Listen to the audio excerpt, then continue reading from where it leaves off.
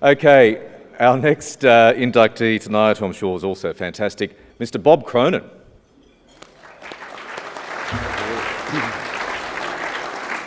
As described there, that's quite a nice mix to have as an Australian newspaper editor, a bit of bluster, a bit of bravado, but also a cerebral nature as well. Was that something that you think stood you out from most other people? I don't know about the cerebral nature, but there was certainly a bit of bluster and bravado, I suppose. I think, I look around this room tonight, it's a very humbling experience, because I think, the best accolade you can get is from your peers. I don't really care about anyone else, but I've always liked journalists and I've always hoped that they'd like me. What was it like taking on Gina Reinhardt? Well, it was pretty tough, but we never at any stage were likely to cave in. I mean, Gina's a heavyweight in more ways than one, and Steve Pennells, who was the front runner in all of this, really.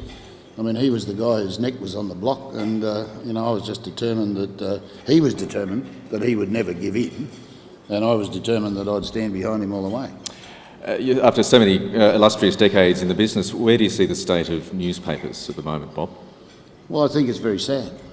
And I say to my contemporaries, and I've no doubt we had the best of it. I mean, I think I lived through the absolutely golden half century of newspapers and media in general, and I think the democracy will be poorer, and it worries me that young people don't read newspapers, and it worries me that the commercial constraints are forcing changes on journalists that, we had battles, but I mean, when I first went to Holmes Accord, the only other time I've ever been to the Melbourne Press Club, actually, I heard Robert Holmes Accord speaking here, and he said, he was asked what's the relationship between the proprietor and the editor.